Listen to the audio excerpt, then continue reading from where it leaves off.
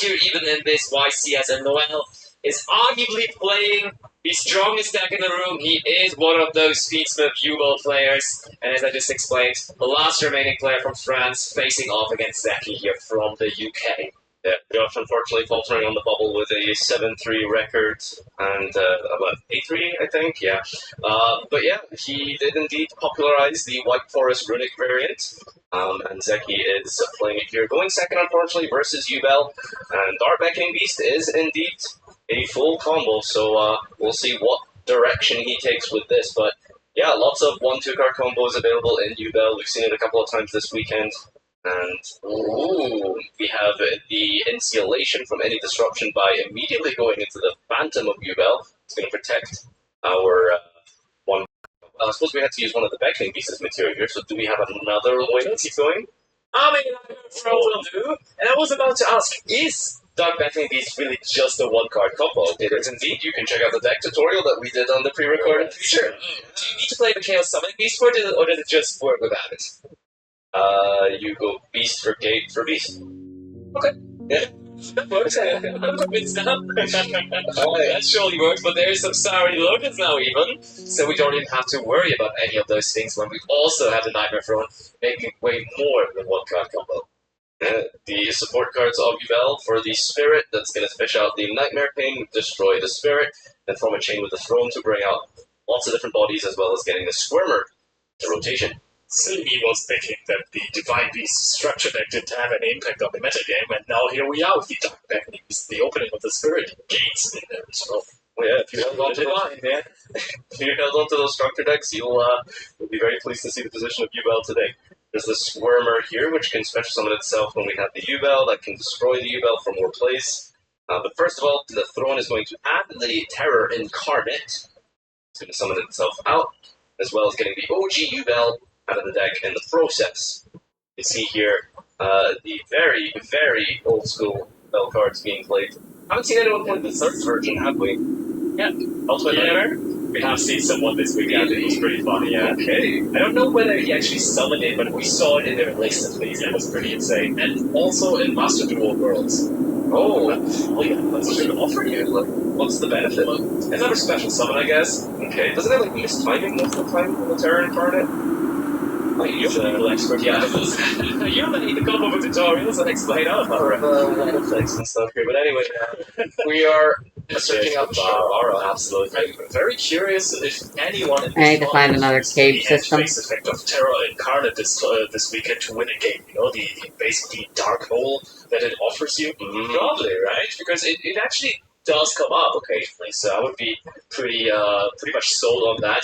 Also, what I'm really sold on is one thing that Noel is doing, is Noel has included 3 copies of Phantom of Ubel into his extra deck. We saw a couple of people only going with the 2 copies. Why do I keep getting mining fatigue? So it's not only that powerful monster negation or monster effect change effect, but also every single time, multiple times per turn. You can even recycle it, and you can get all those free feed monsters onto the field, linking up with them along the process to have a big. Additionally, I would like some more I'm really curious what the resources. sacrifice What is the for the heck is third that over there? Phantom of Ubel, because the extra deck is really, really tight. So many engine requirements because of Unchained, because of the Beansmiths, most importantly.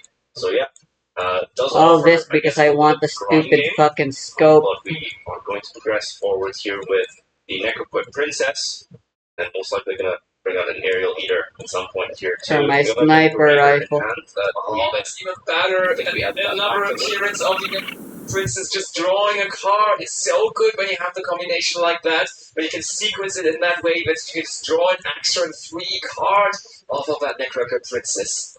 That's really good because you deck thin so much just through the natural combo. Get out the Ubel, the Terror Incarnate, cards you obviously don't want to like draw into. Fish out all of your resources, and then you can use the Necroquip and try and find some kind of non-engine.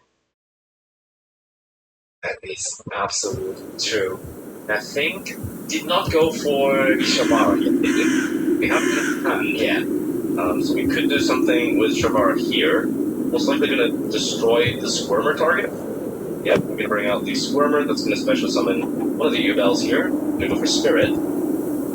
True, because that, of course, is one of the main questions that Euro players right now are asking themselves. Which trap do we run? Do we run the escape or do we run the chamber? And so that question is going to be answered by Noel probably very, very shortly. He's one of the most successful Euro players in this tournament. And no doubt here as we destroy the Spirit of Yubel, it's going to be able to float and using Yama. Maybe Two, yes. And I think that the most successful of the Unchained traps this weekend definitely was the Chamber, because it just offers so much flexibility. You have the chance to just blink off your rage at any point in your combo and use it as an extender, or pop it to add something back. And I mean, honestly, the way we played this year just pretty much indicates already that you have to have the chamber in there, right? Because clearly you already used the Yama now, which is supposed to be used on your opponent's turn if you have the escape, so I'm pretty much sure that there's going to be a chamber coming. But the Soul of Rage that's being used to recycle back from the hand, from the grave here, getting the Lotus back. We haven't used the special summon effect of the gates, which could be used to further extend plays. Most importantly, we have 2 level 10s on the field. It's going to be able to allow us to go into Paradrass. However, I think the Sharvara is causing us to be locked into Fiends for now. Totally. I'm sure that'll be cleared up in just a second here as we go for another Link summon with the Lurry. I was gonna say, just maybe link it up. Yep. Sequence. Sequence is a pretty good Link monster to go into. This looks like Noel studied the spreadsheet very well. There is the chamber. He's really performing this like in a textbook. He is showing you the perfect Beatsman dual combo that you could imagine. Yeah, no, this is everything that you end on with the Varadras, the Phantom, Desiree. Does he play the Caesar, Waking Caesar? He does. I'm wondering whether he can still get to that. Yeah, because we didn't use Aerial Eater at all, and that's usually a good way to put level 6s on the field. So maybe he's still going to be able to do that, but here is the Fusion Summon of the Sequence. Bring back all these Light Fiends.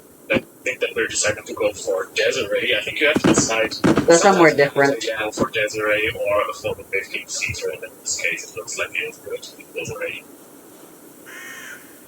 Playing around something like an even dimension even more, or actually also playing around the Dark Ruler no more in this case, if that was one exactly, then you could just chain the chamber and then chain Desiree to that to negate the Dark Ruler no more. This is also something that you do not see every single day. The monster negating Dark Ruler. That's true. So there is the Dark Beckoning Beast now back to the field.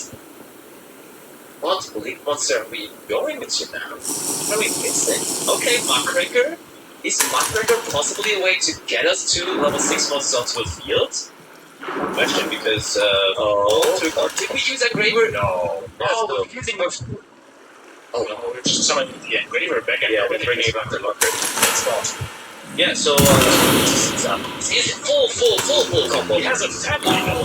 yeah, I was curious because opening Throne and Beckoning Beast absolutely should be a good legend. So we did get there eventually, but yeah, the Engraver bringing itself out from the graveyard with its own effect, and the Muckraker discarding to special summon that pulls out. So, negate a card and destroyed, and then further destroy again. Facing Solve a Warning, to renegate a face-up card, break of protection, Phantom Yubel Tribute, and negate a monster effect, and Chamber Revive Soul of Rage from the graveyard, linking with your opponent's card into SP Little Knight. I believe that's 7 total disruptions. Chapeau Noel, our last player from France, really making a name for himself here with that follow-up. It's immediately going to be answered by Darkula Pneumonia from Zekiro. So we can chain the Trap card and then chain the Desiree. So we need to combo this Dark Ruler with something here in order to play around this. Otherwise the Desiree will just turn off the Dark Ruler. Yes.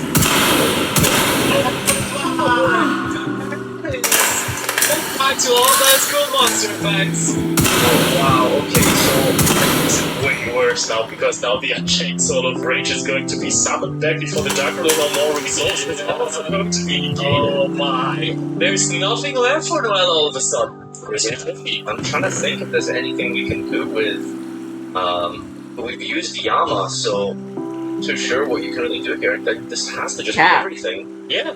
Now, how are we clearing the field here? No battle phase now because we've activated a runic.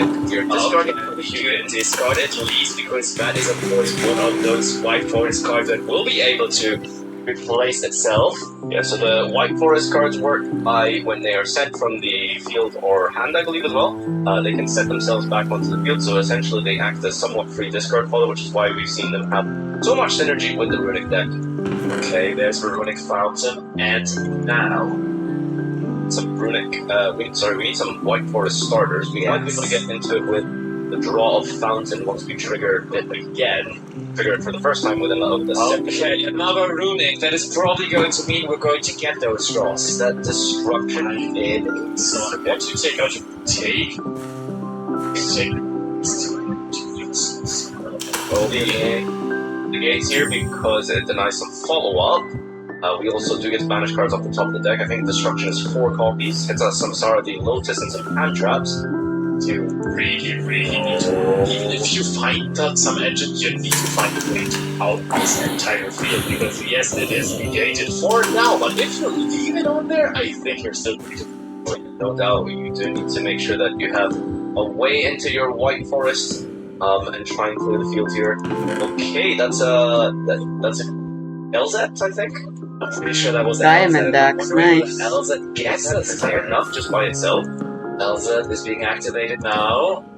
This Dark Lunar, we have plenty of those cards, but do we actually get to play the game with our deck? Okay, LZ now gets resolved, and I mean, it's kind of good because LZ just immediately brings us also probably the Sylvie, right?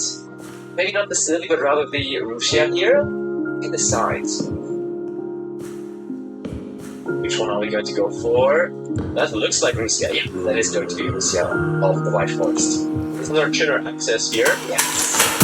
Some capabilities. We've also got the Hugin on the field as a 2 to be able to use that as fodder. Battle phase again, remember, because of the runic card. So, how do we clear monsters in runic? Let's see what exactly you can do here. Discarding a card here. And can I Another just droplet gun. ask you a quick question? Droplet sent the Dark Ruler and the March of the Graveyard. Why did we negate it with level plus? Did we discard a monster? No, we discarded the Dark Ruler. It's not from the Graveyard. Oh. It's a very good question, actually. You're right about that. Well, because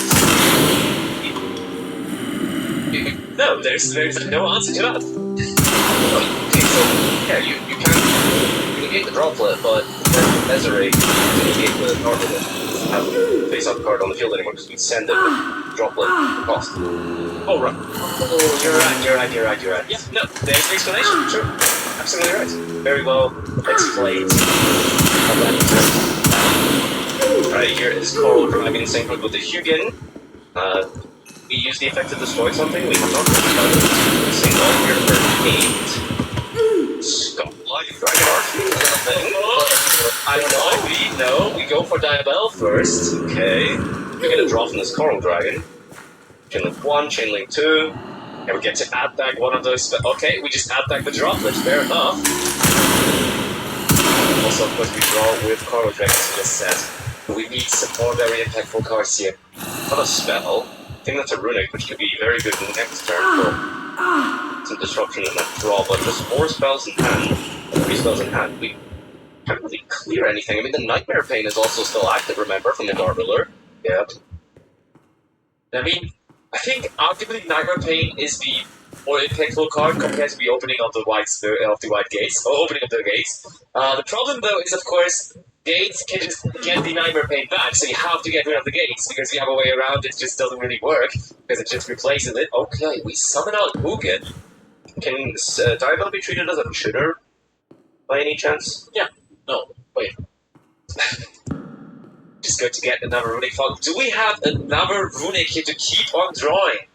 Keep on getting more cards? I mean, do we need it? I mean, that could just be Chaos Angel, right? It doesn't necessarily need to be a tuner if we just go for Chaos Angel. Ooh, that's the best one here. Yo, Oh, we do have tips still. We used the Flashing Fire for summon, didn't we? Yeah. Okay, alright.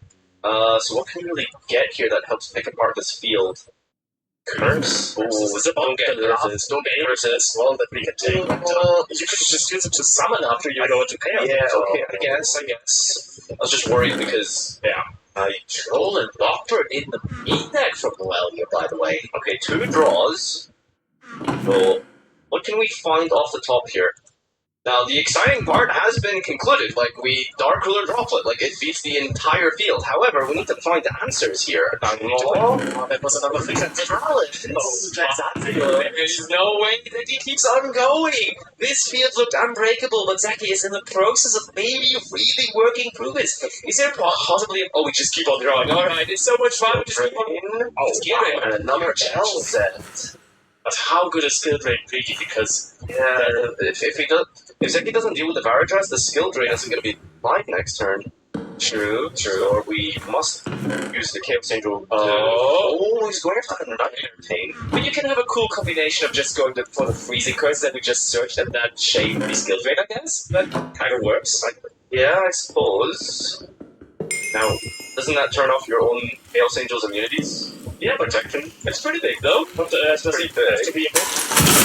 Okay. Alright, passing, draw phase. Is being entered by Noel. Do we immediately go for something? No, Zeki? I suppose we can see some of the issues with this deck. It doesn't seem to have a way to clear once we've got that. You're not locked into anything, right? You can synchro for whatever you want, right? Yeah, absolutely.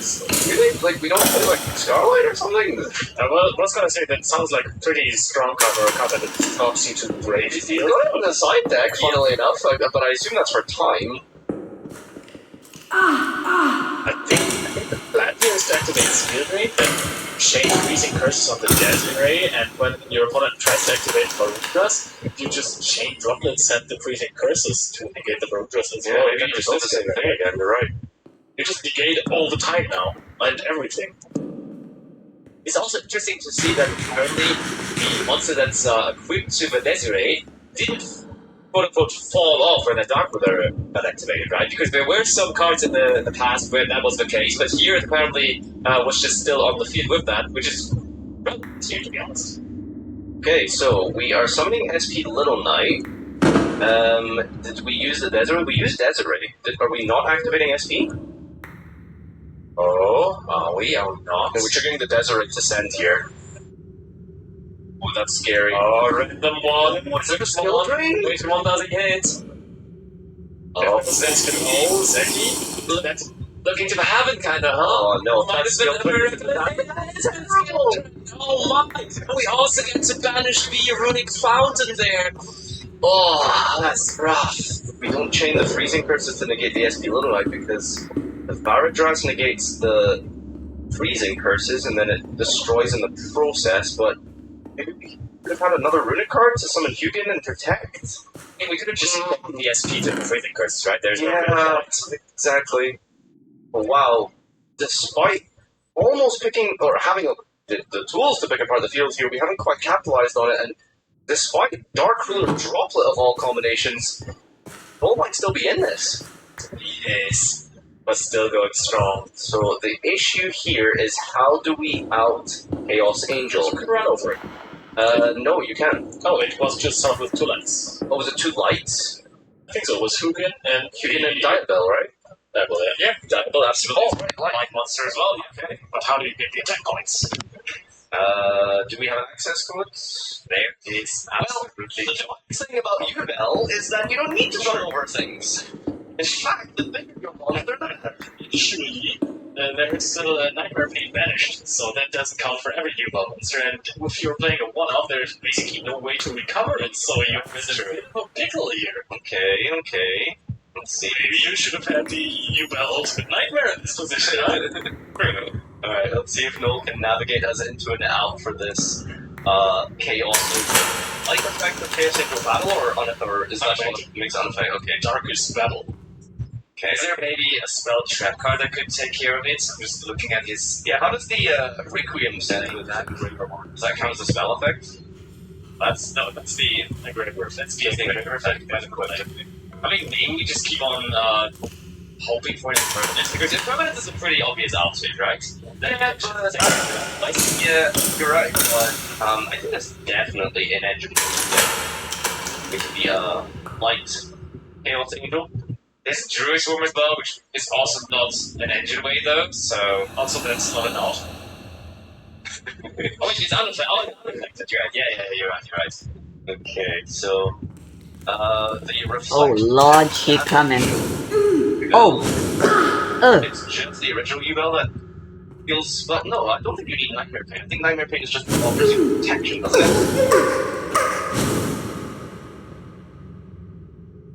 So the thing is, original UL also takes the damage for you, right?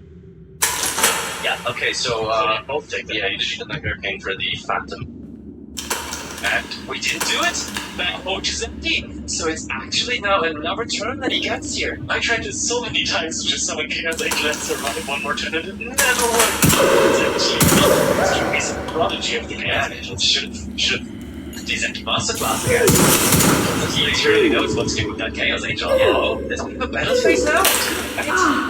Yeah, we did it with the last turn. We just let this go through and get sent off, so this is genuinely the unstoppable force versus the immovable object. Just has the Tower of Chaos Angel versus this really intimidating field, but it isn't doing much into an established, unaffected Chaos Angel. And we do not even have to attack the Yule monsters now anymore, which is massive. That Nightmare Pain is gone for good there, being banished. Permanently choosing to attack the Muckraker. And it's going to sacrifice Desiree to protect Muckraker. Now, the Desiree should be able to send a card here. And it's not going to be Chaos Angel, I can tell you that. Yeah, no, that's for sure. There's the effect. Hit a back row here, targeting this. And it's gone. It's the freezing curses now. And he has another one, right? The question is, oh, he only has one more fountain in the graveyard, so I think. Yeah, you have to go for Jerry if he wants to retrieve the fountain. It's like we're just passing here. I mean, no, right? He find an answer last turn. How is he going to find this turn? Yeah. Plus, he also has stale. He has been dropped. So if there is a monster that can run over the Chaos Angel, it might not be able to win the damage depth. Yeah, I mean, you were asking what kind of sacrifices we made for including free Phantom of Evil. I mean, one of those sacrifices is Accident Cold Talker, which would have been answered you to make something enough to run over the Chaos Angel. Guess what? It's not in his extra deck, so we are struggling right now. We're struggling very hard, and Noel really doesn't look like he has a real plan besides just joining to an info or something here. He's gonna have to get the original UL out from the paragraphs and then bring it back. Because the Nightmare Pain's a one-off and it's now banished. I don't believe there's a way to retrieve the Nightmare Pain. Yeah. So we are in a bit of a chess match right now. Tactic being the Muckraker. Okay, we protected it last turn, and now we're just going to give it up. Because if you don't, you do it at some point, right? Because it is 2,500 damage each single time. 3k left on Noel's side here. There's already 4 cards in hand. Now you're almost having card advantage on the side of Zeki just by sitting on a Chaos Angel. 3 cards are being sent, 1 card left in hand. Now now it looks like it's absolute control. This is not only waiting on your Chaos Angel anymore. This is controlling the game at this point. It is. It absolutely is. Zeki looks comfortable.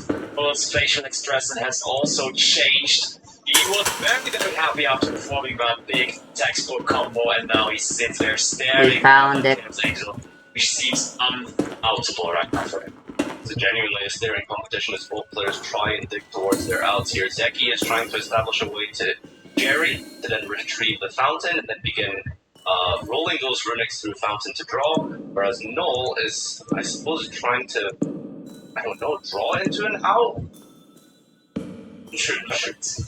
Yeah, I mean, there must be something we can do with our engine here, right? We've got a Fiendsmith Raver on the field here, recycling. And if he hasn't found it now, also, good for him that Zeki doesn't have access to the runic phone. Because as soon as Noel starts setting cards, I would do my best if I was Zeki to get my hands on the runic destruction and get rid of the impermanence before it can resolve. Because this Chaos Angel is your ticket to the semifinals. Oh, no doubt.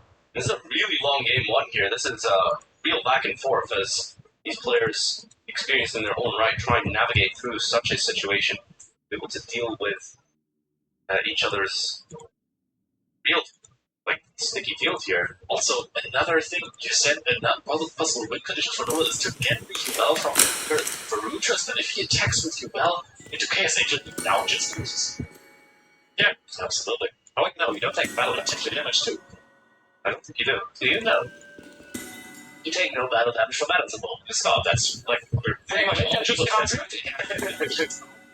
Okay, it's a evil way, the evil thing. link summon here. You go for New Heaven. You go for Sequence. It almost feels like the last extra card left to make sure for Noel because you went through so many. Now using the effect of Sequence, so meaning, oh, you If I remember correctly, there's no way to mine these. Yeah, looks like it. Yeah, I wasted a bud there. The crazy thing about Fiendsmith, it does. Not even with Silk Touch can you get them Keep doing it every turn here, but that to way. what end, really? I mean, do you just keep picking You apart need to wait for them to grow with the Desiree? That naturally. feels weird, right? You'll leave it up as an So, definitely not big enough to protect against. I mean, the maze is definitely a way to get in here, but not only is it dangerous, it's also confusing. Caesar is the next step here because that's going to negate runic spells from. Let's mark this and dig down. But yeah, just setting 5 here for Zeki. This is crazy. This is madness. Skill Drain is gone now. We did see the 1-0 that has been sent to the grave by the Desiree on a previous turn here. Less than 19 minutes left on the clock. This is just game 1. Also, the thing is, we know from Zeki that he should have another freezing curses and forbidden drop the Divine. Yeah, I think we added the drop back with Diabel, didn't we? At which point are we going to start to try and play? Maybe Zeki Isn't just it feels like technically a good idea to bring a Waystone portal? That way we can just... Yeah, I could just place down a Waystone here, I don't actually. think Noel's gonna deal with a chaos Damn it. through 5 responses. I mean, we are potentially risking getting hit with Desiree and Varadras. But Tract is gonna bring out Lurie here. What's left? We've got a Phantom, we've got a Closed Heaven, we've got an Aerial Eater. And The hell's a potion of combustion? Oh, Noel, Yeah, what's passing again? He looks helpless right now. Noel really Holy needs shit, to I'm not check getting how that. much time there's left because that is becoming more and more of a concern. Oh, we attacked the Varudras, meaning we can use the graveyard effect yours just with card effects. Oh, it's Varudras only going off when you destroy the card. Ah yeah, Slime and Blaze Powder can do the work just fine. Again, destroy a card and then destroys another card, right? But no, it's also... Lime Diadem, though. You can destroy one card on the field, but we just choose not to do that. Alright, it's game now! Game number 1 goes to Zeki and his Runic White Forest Strategy. What a crazy game that was! Look at this damn smile. I mean, you must be pretty proud after a two-part combo ending on the Desiree, the Caesar, the Varadras, the Phantom of Yubel, the Chamber for the Soul of Rage in the Graveyard, and Droplet Dark Ruler combination, not quite clearing the field, but putting enough pressure up to be able to establish that Chaos Angel, sit on the Angel for long enough. Yeah, I'm not gonna be able to craft this. To whittle down. I do have the I guess Amethyst. eventually you have to pick up your cards and say, maybe, lose the battle, win the war, time is a thing. Can't spend too much time on an unlosable situation in game 1. Sure, I was just looking at Zeki. He was just smiling all the way. He was trying to hide it, going for a little bit of a poker face situation, but he had it on his face because at this point, when you're this in the top 8 match of a Vices, you lost. Oh yes, I mean that game, right? Like this game was a masterclass, an absolute masterpiece. It almost felt like Let's walk back for now. there, and that was just enjoyable to watch him take it apart. I need more coal. Masterpiece games, by the way. Absolutely, yeah, for sure. I mean. Is Runic White Forest now just the superior Runic variant? It seems like it, right? Like all the variants, I think we had one Runic stun approach in Top Gun 2, but then the other 2 were just the Runic White Forest decks, so it's probably just the best one right now, isn't it? Yeah, I think with the stun variant really relying on skill drain at 3 copies was a notable part of the deck because you draw so many cards with your fountain that you're kind of inevitably going to see a skill drain at some point throughout a duel, but now with it being at 1, alongside all of the other continuous trap cards at 1 like goes in it, there could be only one. And I think that stun is just the weaker version, and Runic is perhaps actually back now. Yeah, Basti actually in shambles. We all know that you are one of the biggest stun fans in the room. That's how it is. Sparkle like stun? Synchros are not really that good, but half of the decks in the room are just 6 or 7. Because Tenpai doing really well. Actually, Tenpai and Runic White Forest both hand by hand in terms of representation overall. Also, both still represented, of course, here in top 8. Looking good for the Runic Forest deck. I can guarantee you, we're probably going to have a Tenpai deck in top 4 also, because I think there's currently 2 Tenpai players battling it out in top 8 as well. I'm really gonna wonder what Noel's gonna do here for side decking. Will he go first, or do you go second? I don't know. I mean, Stop it. No. Why would you even think about it? I mean, I'd just rather not have all of my opponent's Dart Rulers and evenly speed live, right? You know, you combine that with the Droplet. There's a lot of tools that Yubel can do going second, and you can mess up their hand. There's Droll, there's Ash for Fountain. Potentially, it could be an option. Have you ever seen Runic Fountain resolving? I guess that is a thing. Maybe not worth trying to rely on drawing a Droll on Lockwood, but looks like our players are ready for game number 2 here. Yubel versus White Forest. Let's head over to the duel and see how this one plays out.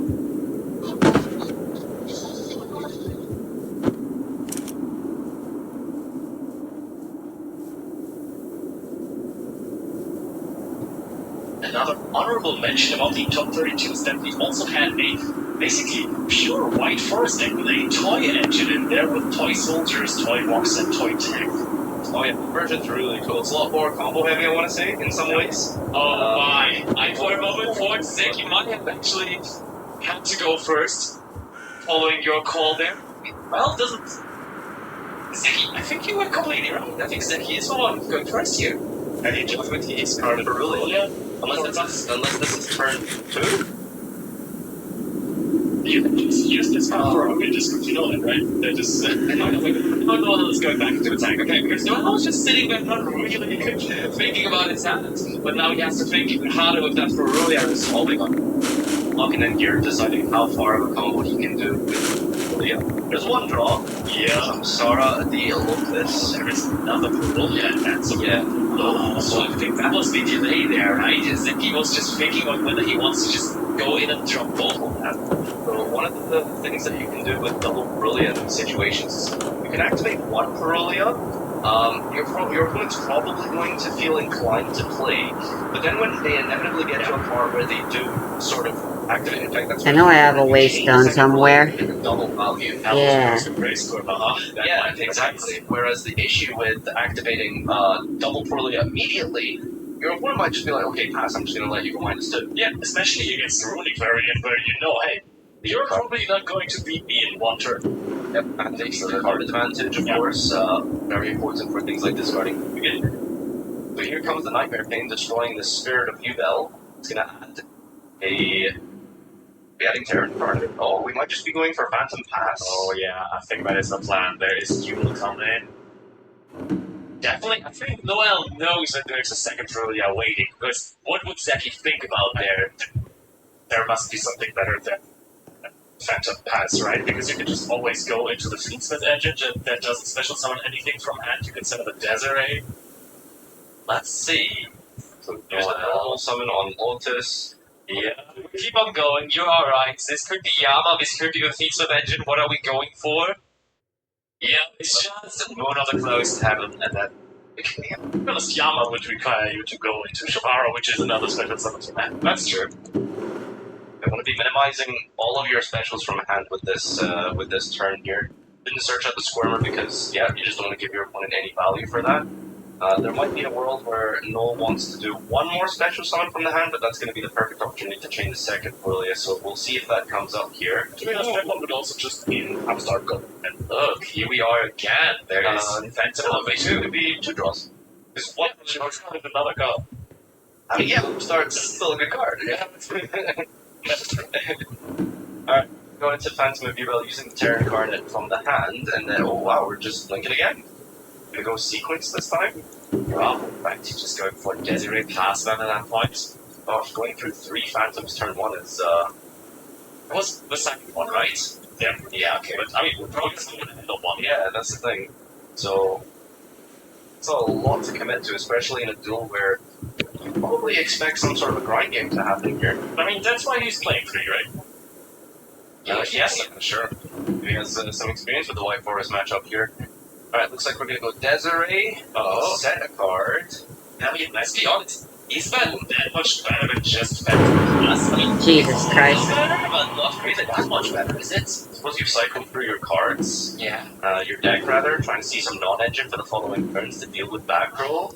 Oh man, Zeki Shaw sitting here top 8, just casually drawing out a turn for turn. Yeah, that is how you do it. There's also like talents in there, there's a lot of stuff going on. Also, Nightmare Pain is just absolutely vulnerable here. As seen last game how good it is, and now versus just a Desiree, it's probably going to be even. Oh my, you will jump the game and everything vanished, boy. Be good tip. Okay, it's not too bad, because Spirit of Yubel does summon from banishment as well, I believe, right? Yeah. I'm sure she does, yeah. It does. Okay. Still, it's usually quite shocking. What is the jump scare you might use next to you as well now? No, Runic definitely doesn't banish the important pieces, am I right? See how many we can take off with this, but here is Fountain. Can we tip for Fountain? I think so, yeah. Classic. Do we have any powerful track cards that we brought in? There isn't really any. Oh, I mean, it would be time for your most favorite card of all time. Cosmic Cycle possibly could be going in here. Possibly over discarding the Perulia, is it? Cosmic, is there a way? We're chaining the Desiree. There comes Runic Destruction, and I mean, that kind of deals with the Desiree that takes away its equip spell. But effect Vader, that's chain link number 4. Oh, I told you! Last but it's perfectly clapped, mapped out, turned there by Noel, knowing how it's going to go down, and last, support card. There were so many resources that were invested there, but the thing is, there are still 2 cards in hand for Zeki, and I know that one of them is triple tactic talents. You can continue drawing or doing whatever you want in this situation. You can also take the Desiree and then, I don't know, go against me, but I think there is still play for Zeki here. That was just an incredible sequence of plays there. So the Desiree attempted to negate the face-up Fountain. We changed Destruction to destroy the equip to then prevent the Desiree from negating, because it negates on resolution up to the number of equips. We had the Cosmic Cyclone for the Fountain anyway. Here's the talents. We're going to draw, we're going to take. Or to draw. Okay. Is it a Phantasmate? That is absolutely a Phantasmate. I thought it was a White Force monster, which would have been great, but I think that Phantasmate is nothing not that good. Oh, there's Typhon coming out, clearing the extra monster though. That's smart. Also, immediately going to clear the Desiree right after. Yeah, I mean, you don't really profit this turn from clearing. I mean, someone's in a defense position as well when you can't attack against. When there's one Baylor, there's always another. That's Joel's motto, basically. No, not Joel's, no else, of course, but here comes Isatsu, and pass back to Noel it goes, and this time he doesn't have to fight through that also for Perulia that was activated on turn number 1. The 2 Nightmare Pain. Yes. So we set cards, Nightmare Pain could potentially live. They use Infinite Impermanence maybe terrain and stop the Nightmare Pain if we so desire. The reason maybe we put that in that column. Let's see how much Noel has to keep playing here. Smith Engine recycling and being used. I mean, we can just, we can immediately make sure that the Desiree is going to be equipped again, and that he goes for Runic Destruction. It's not the impermanence, but it still gets rid of the Nightmare Pain. And now the question is, Noel, with only 2 more cards in his hand, is there anything in terms of follow-up? Is there anything more in terms of engine? Because he really, really needs it here. Third Veiler being banished by that Runic Destruction. Get off the top as well, so that's going to deny some Yama combos. And a beckoning beast that is going to get access to the opening of the Spirit Gates, which can recycle the Nightmare Pain from the graveyard. Alright, there's still some options here. That is Necroprint, I'm pretty sure. Yep. Where am I? I'm just going to link it off into Requiem, of course, at the end of the day, a live feed, right? Yeah, Desiree said.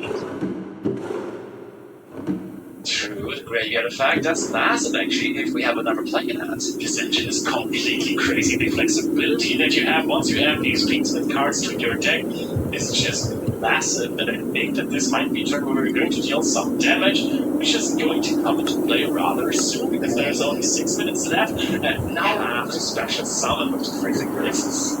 Absolutely right. Where are my straws? This is a Swiss Army knife on the deck. It's able to provide offense, resilience, versatility. You can give your opponent's monsters. You can create big, crazy fields. Yeah, no, it's an incredible addition to this deck.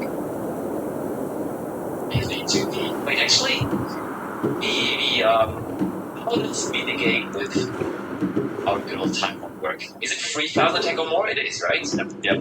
Okay, yeah. Because I mean, Desiree just was a little under, right? 2,800, almost being negated, because we have to remember that also the graveyard effects, of course, would be negated by time one, but it's not big enough, so we could get that.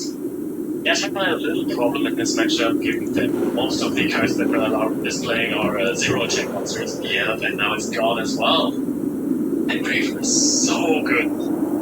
Really see how much the Cosmic Cyclone is putting in work specifically in this matchup because the Jerry and all gates are open again as Nightmare Throne was one of the entry cards left and then Destroying Spirit of Evil from the back.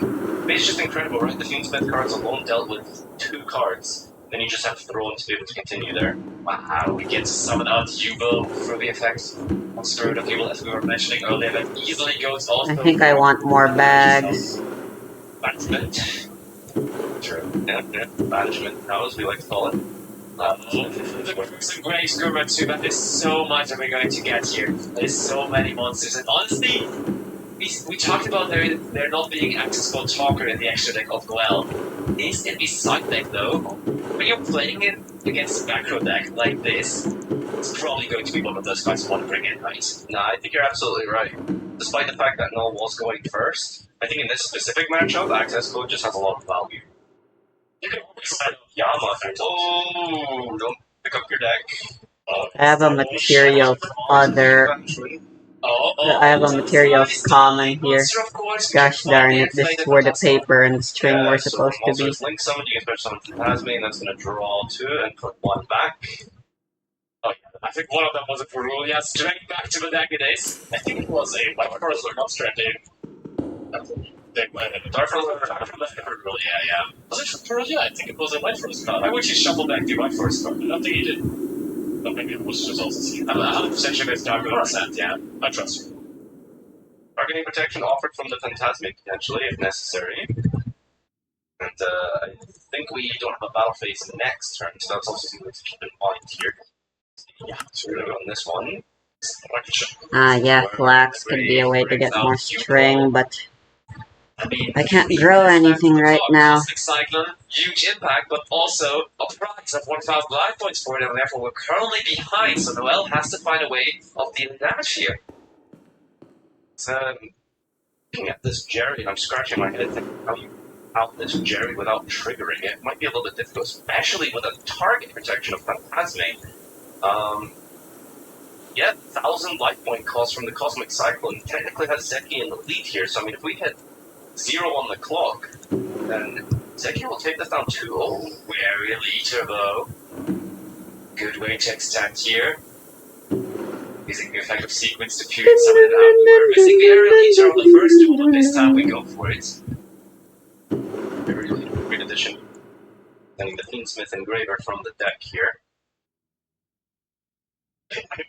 I really like that not every deck just summons out Appaloosa all the time to play around monster effects, because now something like Jerry's protection effect, or the distraction effect rather, is going to be a lot more relevant. You can't just protect yourself that easily by putting a quick sequence and the armor to summon out Appaloosa. You actually have to play around a lot more stuff. Yeah, but okay, look, we're in the battle phase, and I think we can secure enough damage here coming through to go ahead and life points, because you can only send one of those monsters.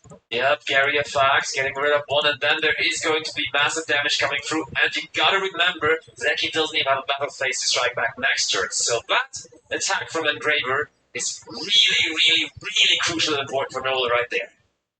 For 1,000 damage done, that even a minion can help you when you're just sitting on that, but I mean, Null just has so many resources. A single card in hand from Zeki won't cut it. No, it's at 7,000 land. Yes, we would do it, but we would have to get to that point first. And we're going to give it up 1-1. Noel strikes back. Zeki doesn't see a chance to come back here, and we're going to head into a virtual between these two duelists. So time will most likely be called here during sighting.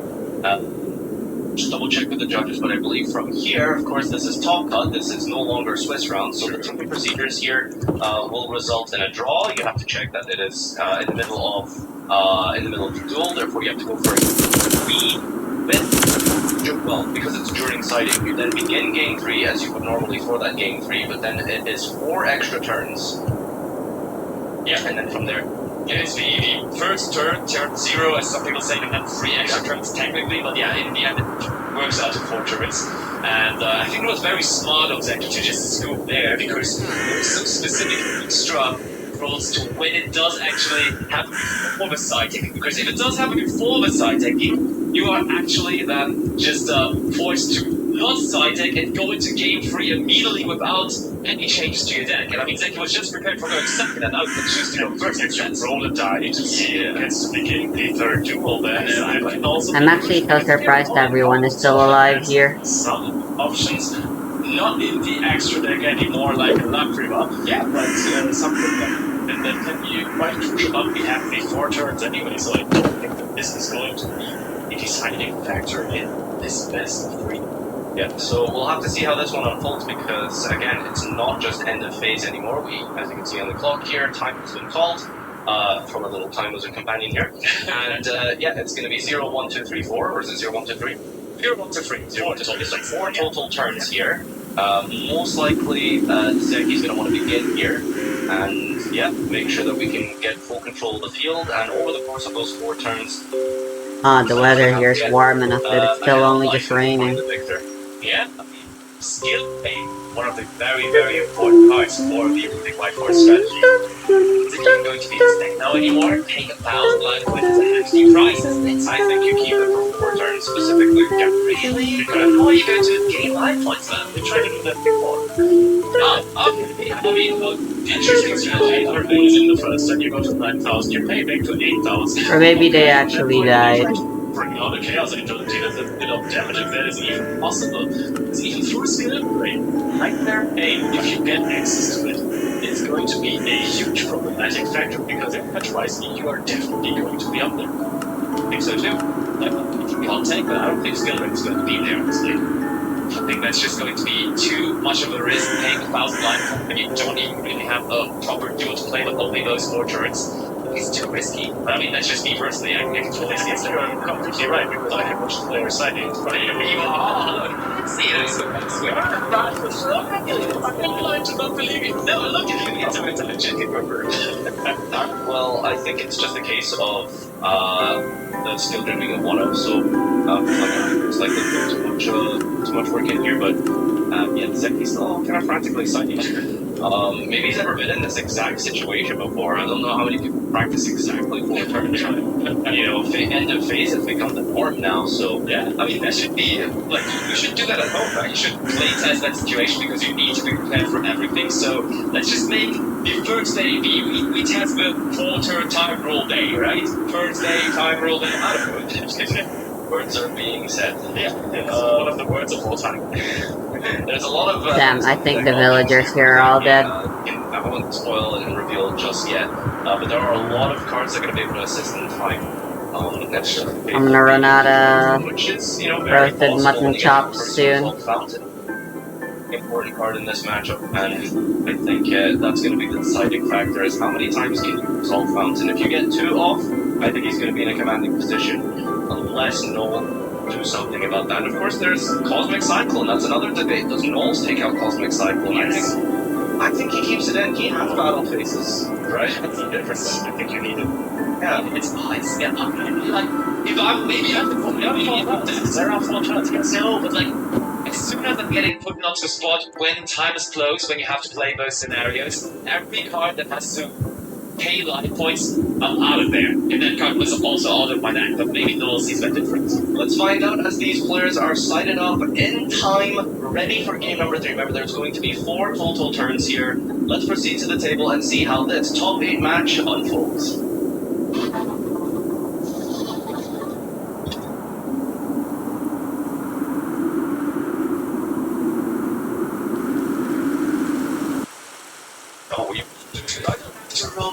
okay. So they got to side, but they have to roll. That's crazy.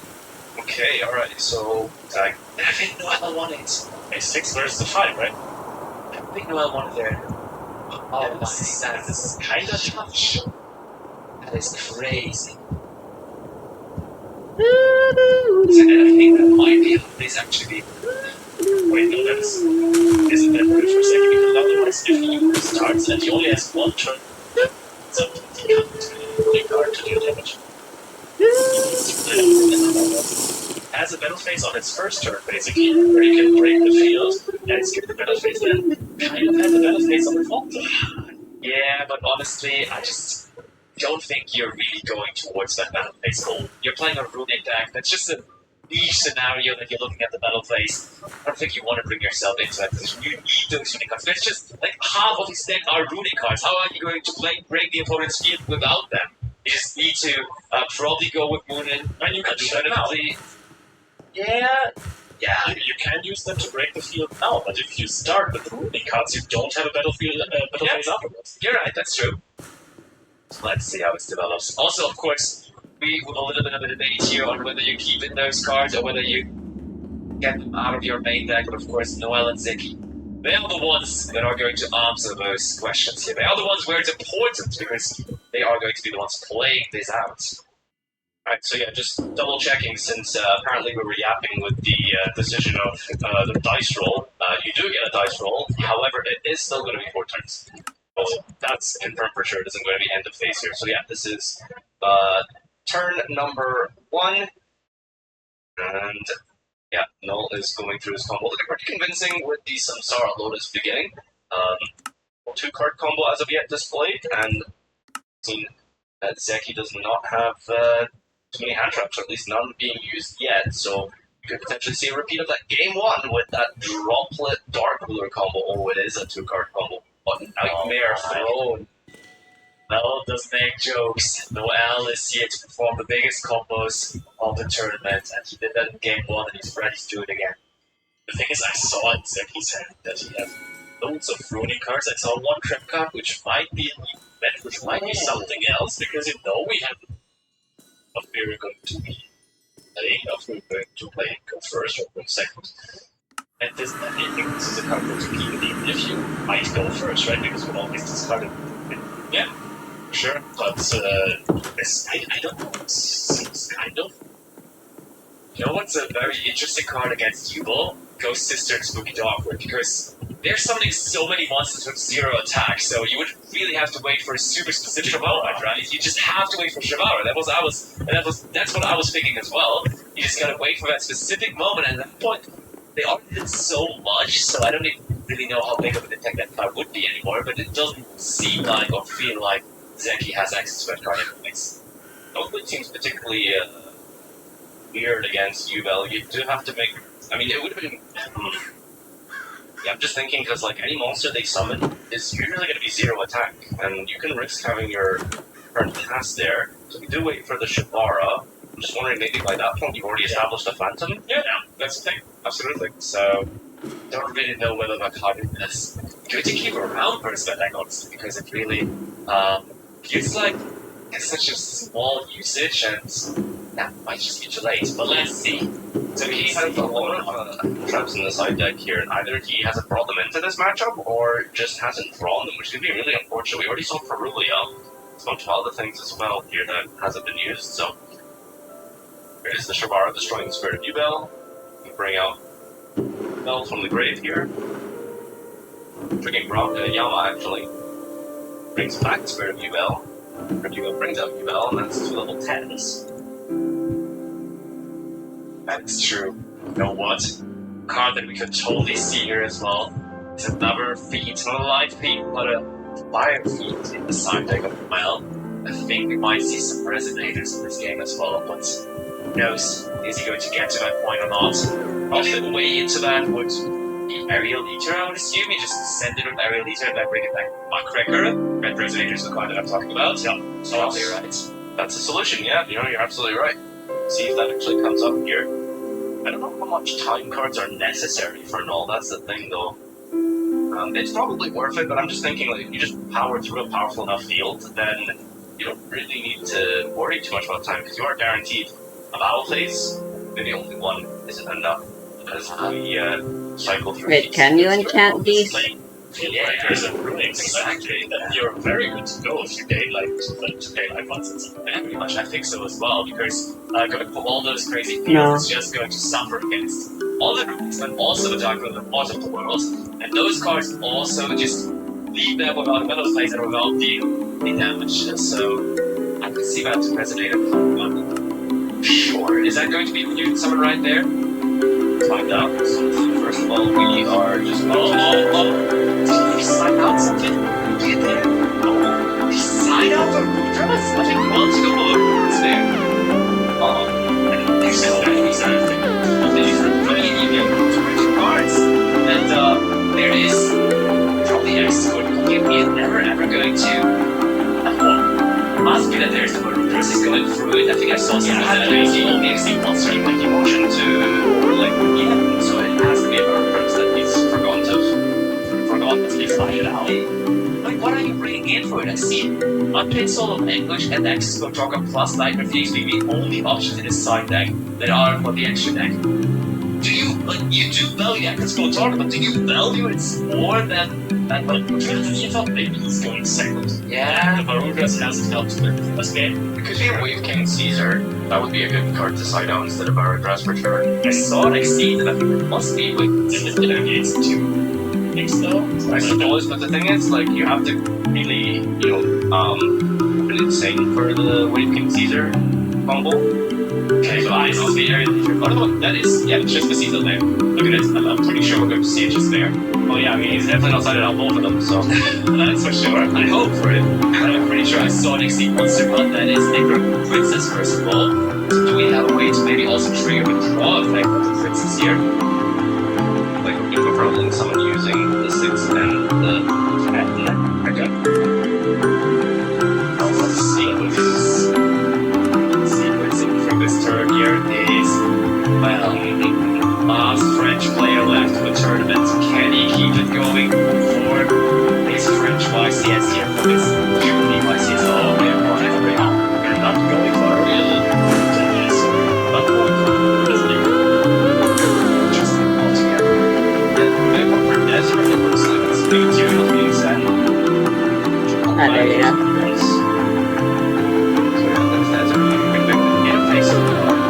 How much do we value that over the Designator? Like, maybe then bring it in, I feel like we would. Wow, it's circular. But perhaps it's 4 turns.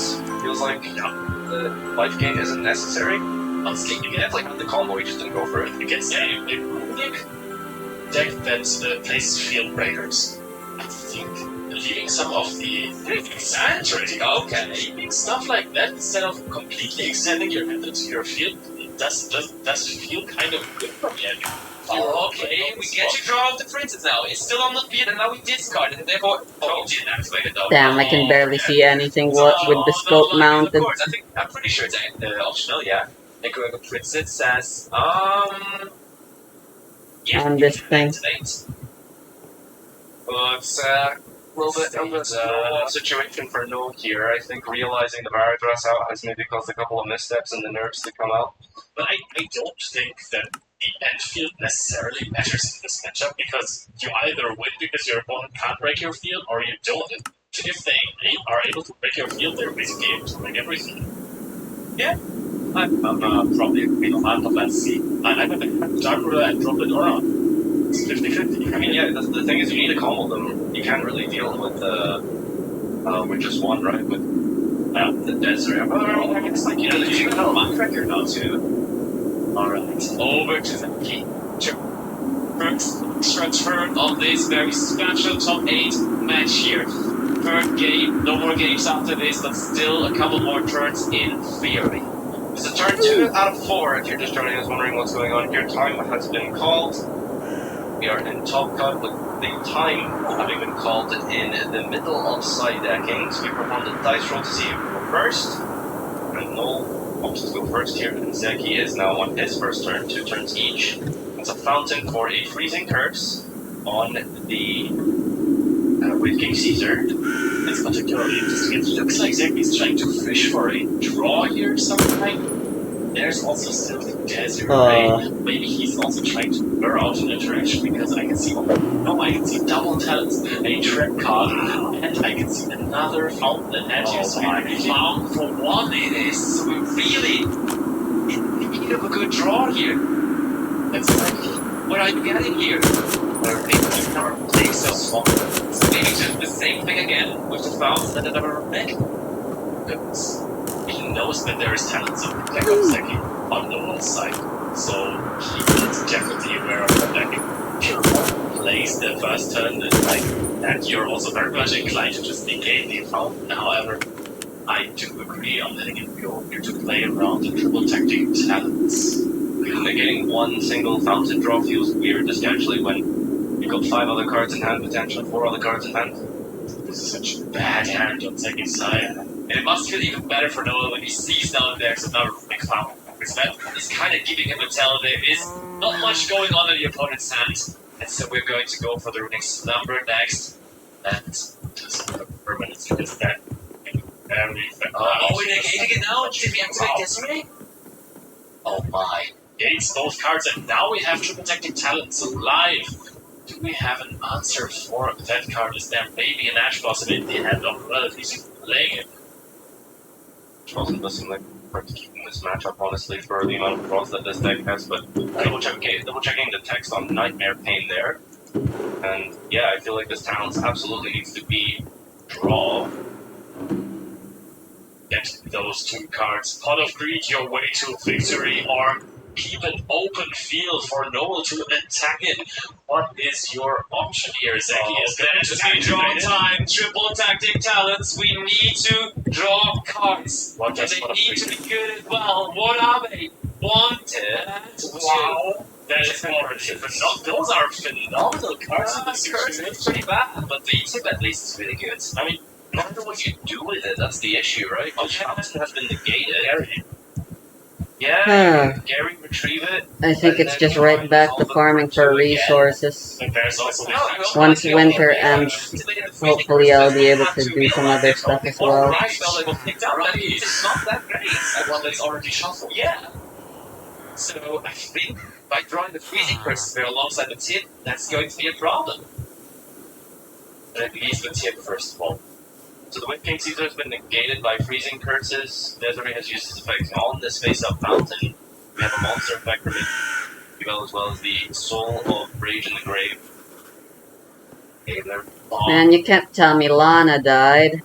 We have not seen any Whitewoods cards as the problem at all in any game. I've seen one that we're so that's it. It hasn't been much for a single lot for sure. Deal with my girl. The good old Trucia was the crucial part of getting to the Chaos Angel, though, and also the Diabell put in massive. I changed that and everything. So I think game 1 was massively influenced by those guys, but we have to send why is your fucking give it back over to Noel. house like this anyway? 2 out of 4 is now over officially, and that Caesar, even though it was negated the entire turn, wasn't even the special summon it would have had to negate. But the Desiree only negates until the end of turn. This is not a Salik-ish permanent negate, so the Runic Fountain is going to be able to get somewhat draws from Zeki on turn 2 of 1. This is going to be its last turn with a battle phase for the time being. So the most important thing for Noel to do this turn is to try and do damage. Yeah. Any kind of damage here will be enough. Unless Zeki comes back.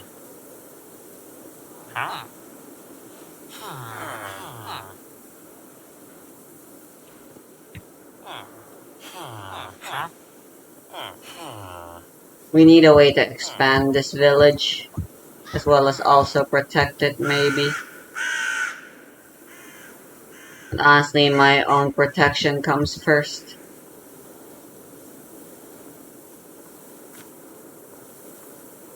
We could get Ray here to try to be a cook in the meantime.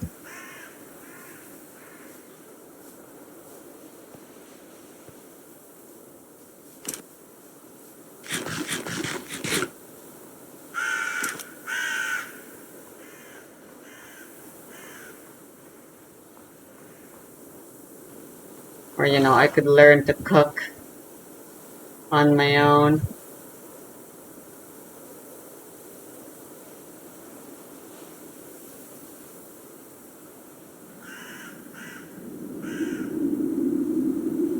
Thank, I need cooked rice.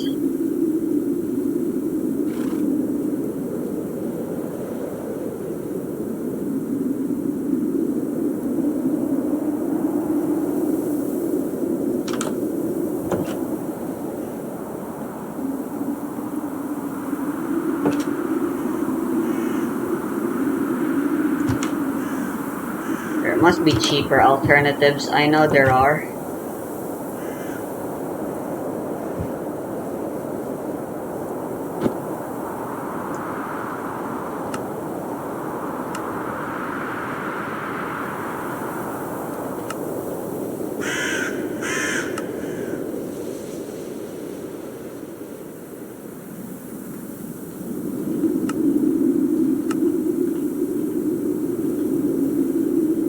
Beef stew could work.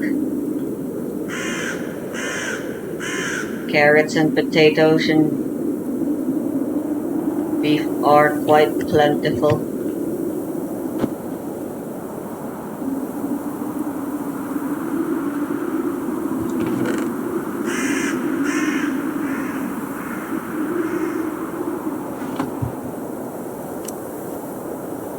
It's only 3 minutes of comfort, but I hardly think that's much of a downside.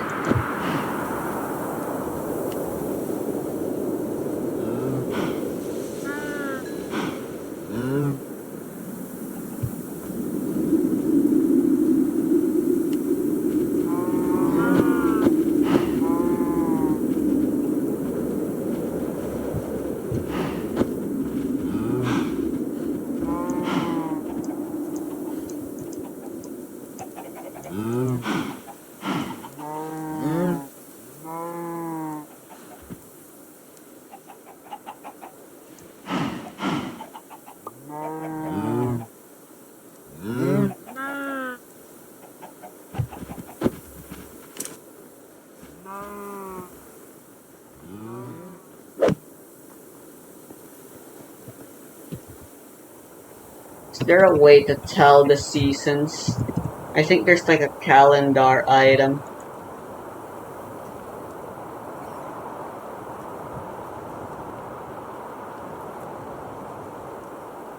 I mean, let me go murder some cows first. It's almost nighttime again.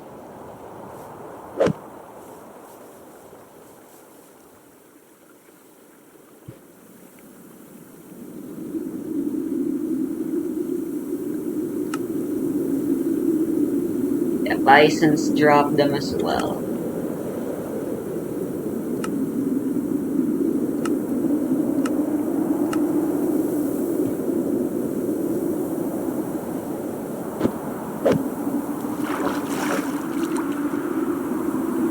Which is unfortunate,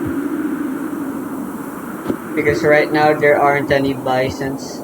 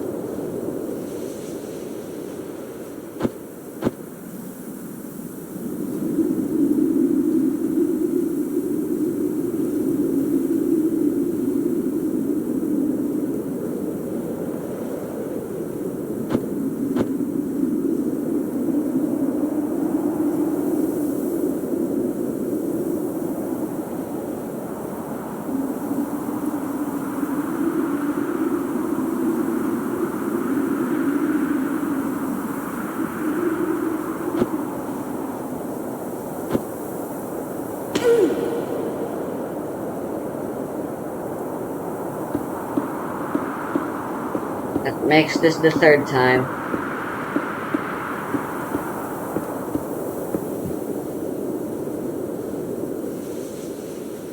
I'll have the stairs built by then. for that place soon enough, I tell ya.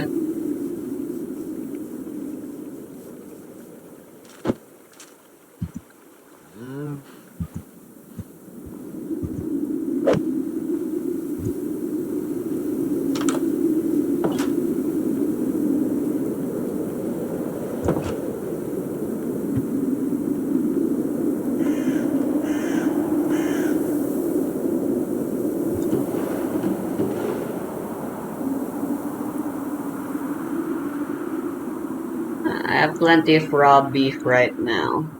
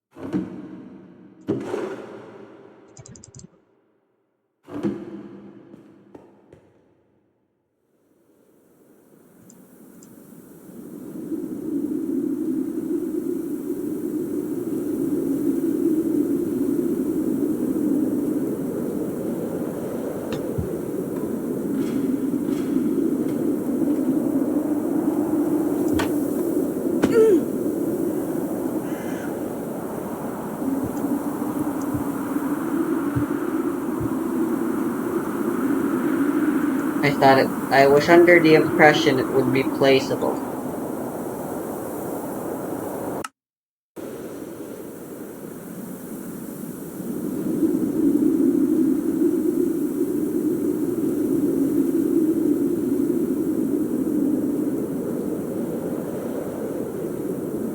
I guess it's just in the inventory.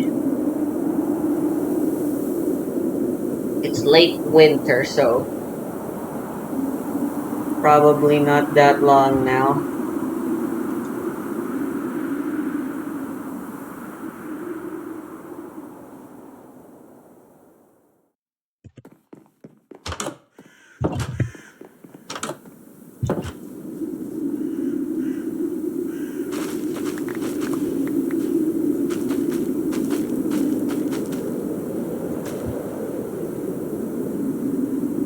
Does some damage, which I highly doubt in a Renegade deck, so Deki needs to try and survive, and Noel has to try and just do anything.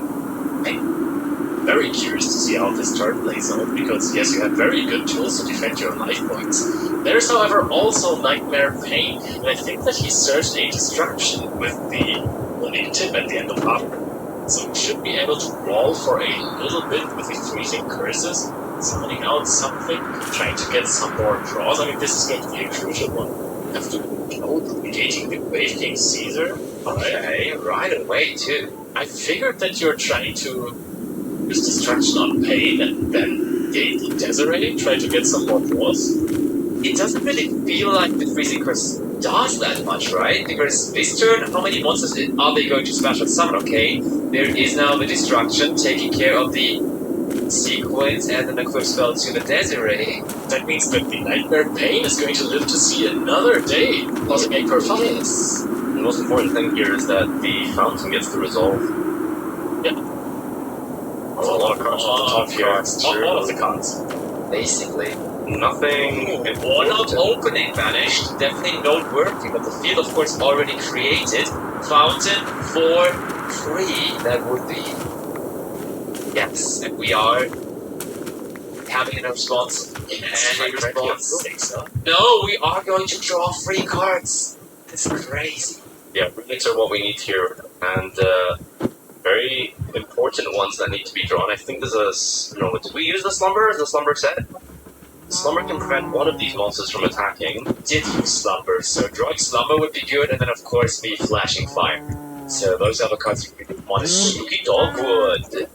Okay. Dogwood Slumber, so Null might potentially risk running into that Dogwood. There's a lot of damage on the field here. I don't think we try and commit to anything. Oh. There's also Wolves of the White Forest set, so there's a whole runic. That's one of the runics that you're trying to find there. It's massive, and I mean, either Slumber or Flashing Fire. Flashing Fire would be here. There it is, Flashing Fire to the hand of Zeki. To the hand of Zeki. I'm still curious to see if the Wolves of the White Forest is going to do something in this turn, because you can special summon it and then synchro summon on your opponent's turn. Yeah, that's also probably the reason why we negated this season. Yeah, I agree. We wanted to make sure that is going to work.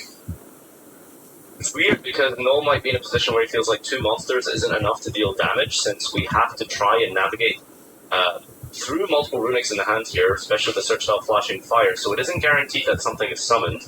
But I This think Null's never seemed to end it. Is the effect of the Graver in the Grave? I assume so.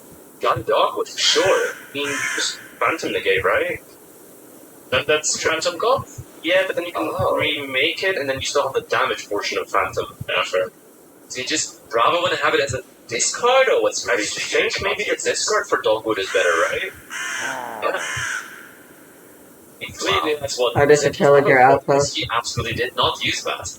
No, this is genuinely a real back and forth technical match here. Both players being tested to the absolute maximum at the peak of competition here. The top 8 cut off to 7. I hear a Pillager, but I don't see him. To see these players going back and forth in these really, really niche scenarios that I highly doubt they have consistently found themselves in throughout this tournament.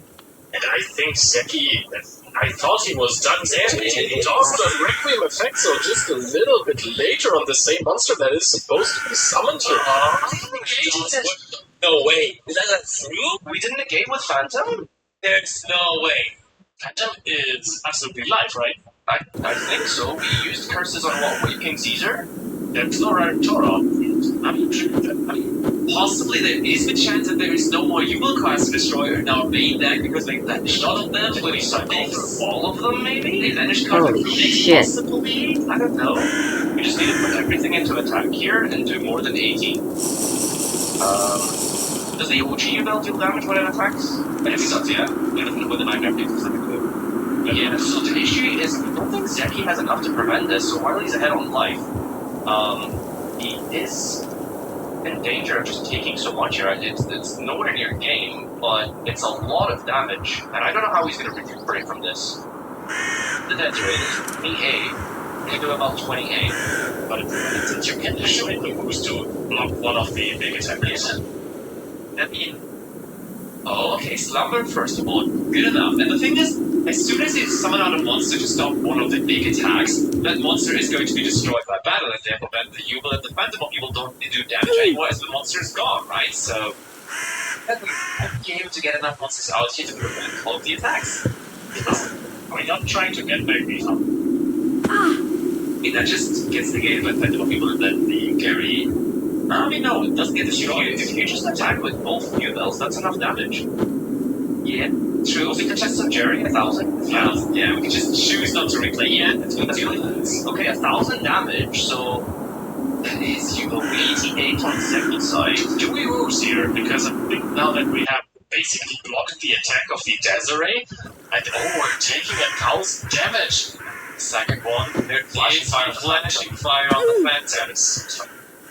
So the life points, yeah, 88. So Zeki's Where are my cows? Flashing fire destroying the. I need beef. Managed 2 off the top here. That's a very we've lost. And then a Graver. I mean, Nightmare Throne can just bring back another Yule monster now, right? I think that's. Nightmare Throne, in fact, will just bring them all back, and that's a pretty bad trade then, honestly. Because that's a monster of 0 attack, not gaining any life points from Dogwood, but having another monster to attack into the carry. Okay. Well, if this connects, then Null's ahead. Yeah. It's calculated for this. Yeah, I think that was a misplay for sure. Probably forgetting the other effect of throwing here. Attack declared. Yes, and I mean, we were thinking, okay, they did use Bullshit. possibly there are no more human monsters in the deck, but of course, the Nightmare Throne can summon from the banishment, and therefore there is the spirit of human coming back. And I mean, well, if human event came from the banishment, there probably was no way to activate the effect of Potential Human anymore. Can we use wolves to make the Book of Ruin? No, I think the Book of Ruin is a level 7, and you need level 4, and oh wait, no, this is a level 6.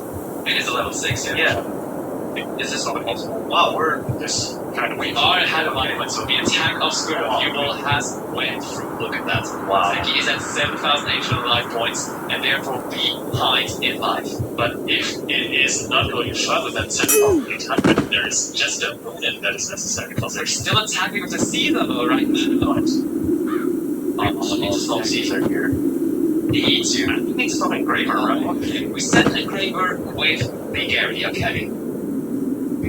Why did we send the Caesar? A good question. Maybe Caesar can't tank, because, Did we slumber it? I mean, We slumber. We must have slumbered something. I mean, Must we slumber? yeah, it definitely was slumbered. Oh wait, no, didn't we? Because it was Karag. It was really Karag. Cows. But no, we used slumber to summon though, right? that's like It's like a permanent spell there, right? No. Nothing was slumbered. It's been a really long turn, let's say that. Yeah, but no attack came for look. That's I'm sorry, the love is signalizing we are in the end phase, and therefore we are giving play back over to Zeki, and the life points of Zeki are only down to 7,800. Meaning, wait, is there no more Nick? calm down for a second, because there is now 20 negates life. Yeah, of course. There is a negate from Desiree and 2 solo warnings from Caesar and the Ubel negate. And somehow, someway, we have to find 200 damage without a battle phase. The only win condition I can think of is a unit being forced out. Now, like if you're bad news, honestly, like if you're really bad news, we're talking about Unit non-stop. But he didn't talk about Unit enough in his preparations. There is no extra for something. Yeah, you are surprised, huh? Left speechless. It's a strange card to not play in a deck that goes to time. But, so if there is the Scarlet Rhetoric Archfiend still a very viable option for big talents. How are we finding those cards now? It just Talents to draw from it. We get to draw again. Desiree negate. Runic Destruction. Okay. This is right across. Listen, okay, There's no way. this is the anime effect of card demise. Zeki, you are Crazy. The mass man is resolving. Wow. No way. 1, 2. Hit them up with the triple tactic talents. Imagine he just went to draw 5 now in this situation. Runic Fountain. Yeah, you didn't even put them back, I suppose. Oh, they draw an offer. No. Draw 5 for their zero offer being activated. The chain link to the Runic Fountain, of course. That is incredible. If rolling Lockbird on the new chain, of course, it's not just an immediate draw 5. You have to wait till the new chain, activate the fountain, provide your targets, and then roll and Lockbird is chained, preventing the fountain from resolving. It's only runic spells. Those are going to get you into the big Scarlet Dragon. This is looking grim for Zeki. All of a sudden, he fought his way back into this tightness, and he's looking sad. It's over. The last options are considered by Zeki. He is still going to advance to the semi-finals.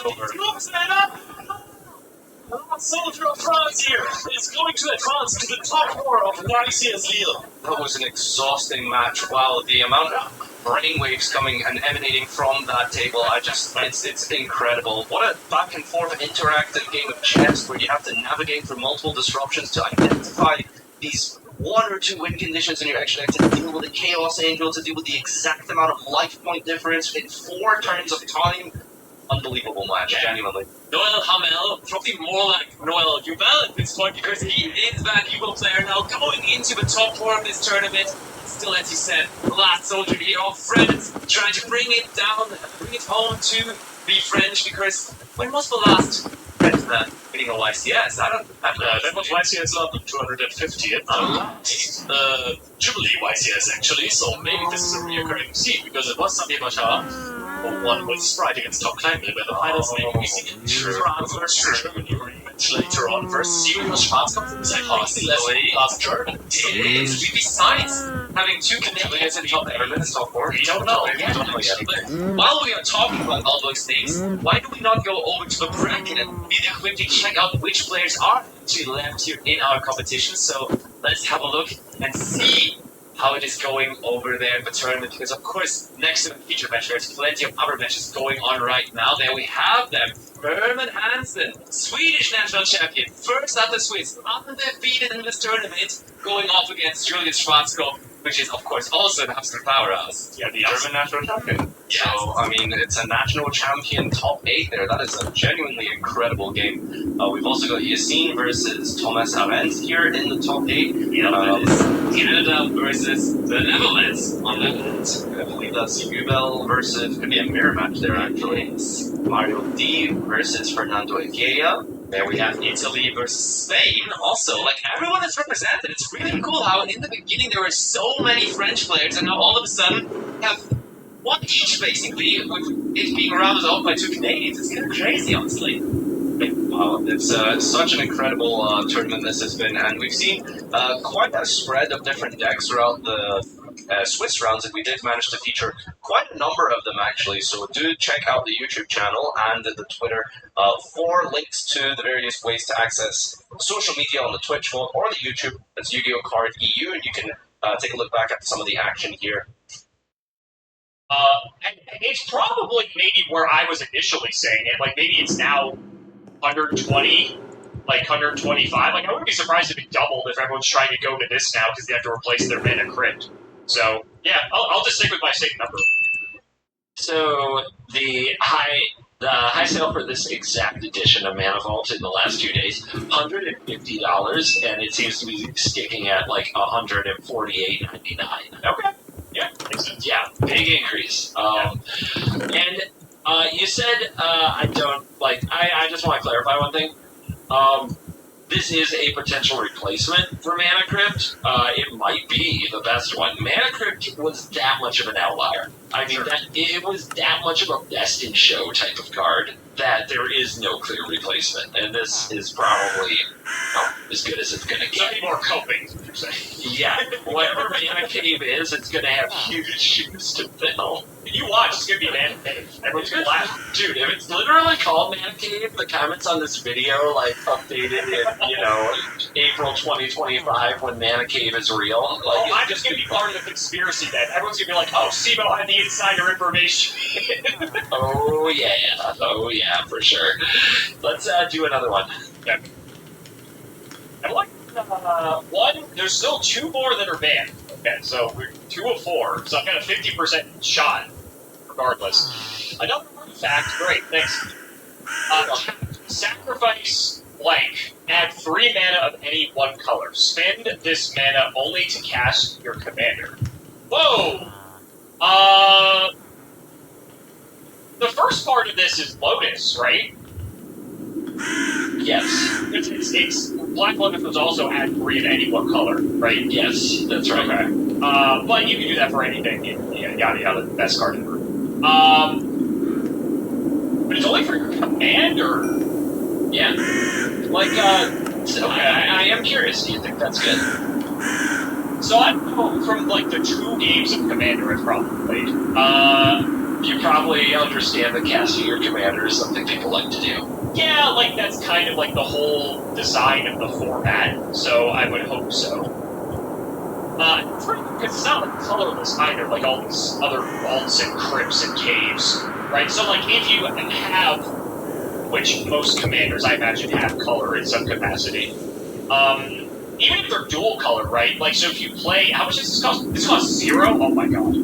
That seems disastrous. So, like, best case scenario, like, you play this, you play a blue land, and then you could, like, you sacrifice this for, like, 3 black mana, right? And now you have 4 mana of 2 colors, so you can basically play a dual color commander, assuming it isn't, like,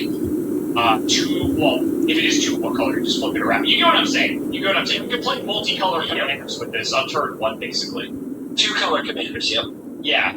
You couldn't do 3 unless there's, like, some weird, stuff you do, but I think that's probably fine. I think 3 color commanders are more outliers than anything. 3 color commanders are the most popular type of commander. Are they really? Yep, that is actual. You can, without, you nerds in comments can look up an ADH rec, yep. See, that shows how much I know about this format. Okay, I guess maybe because your colors dictate which cards you're allowed to play, so maybe people want to play certain tri-types of. Yeah, that makes sense. Okay.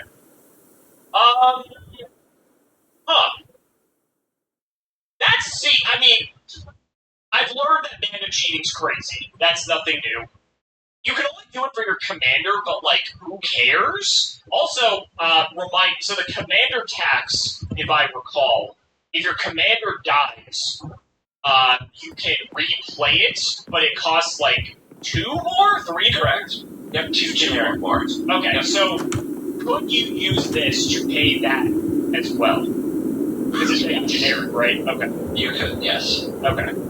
That's also pretty good. So even if you don't see this in the early turns to, like, turbo rank your commander out, and you see this later, and you're, like, 1 or 2, and it's cumulative, right? So if it dies again, you get to pay it twice, right?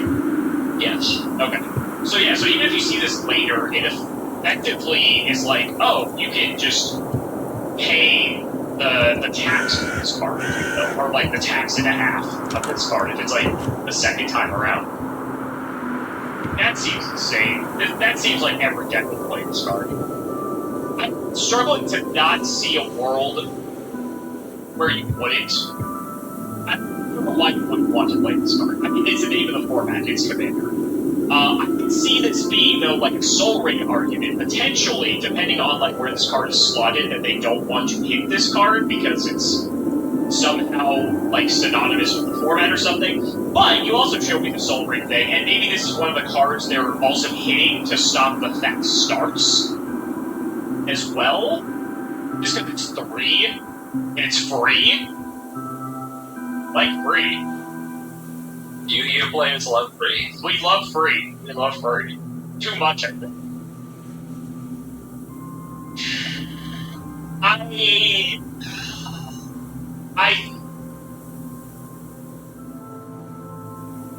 I'm trying to talk myself out of why this wouldn't be banned. That's where I'm at. I notice you do that a lot, too. Mm-hmm. I am finding a hard reason for this not to be banned. I feel like this is just like, this is auto-included every deck. Wow. And I feel like, especially with the logic of them turbocharging out the commander and stuff, How do you not fall into the void? If you do tell me this card is bad, I'm going to be genuinely shocked. But I think this card is insane. So yeah, I'll say it was banned. Yeah, final answer. So I'm definitely not trying to trap you today with any bad cards. I'm only showing you really good cards. Good. Okay. Just so you know, yeah, like things that I think are on that bannable level. So I think an interesting conversation. I think it's an interesting point. Like you said, like why wouldn't you play this? Every deck would want this. What if I told you this was in every single reconstructed deck for a period of time? I would believe you, because I don't see why in a game that has resources, why you would not cheat the resources. and so if Wizards put this in all of the pre-constructed decks that it sold, it would make sense, right? Oh, that they would. Like, what if they wouldn't want to ban it if it were in all those decks. If they could put it in any of those decks, right? Oh, like so if for a period of time this was in every pre-con, that would be a reason not to ban it, right? Is it still in every pre-con? Good question, is it? Oh, God, you're not going to tell me. That's so deep. So here's how I'm seeing this. I see this as a card they put in pre-cons to sell the pre-cons and get people really hyped, and then they, unlike Soul Ring, Soul Ring is in every one, but, like, this card isn't, and then maybe this card has, like, just, kind of similar to Mana Crypt. I had to go back and check. Similar to Mana Crypt, it just has like such few printings that it may have just sort of like fallen to a similar fate where it's really expensive and everyone wanted to play it, and now it's banned. This card was not in a pre-con. Oh. I like to bring up the thought experiment because why wouldn't it be? They could. Thank God he didn't. This is Jeweled Lotus. And Jeweled Lotus. I don't know what strategy I'm going for to get more iron and stuff. It's Lotus, right? If it doesn't involve setting up farms. Whatever, I'll end it there. And the poster card, the cover card, if you look at like the binders and a lot of the key art for Commander Master.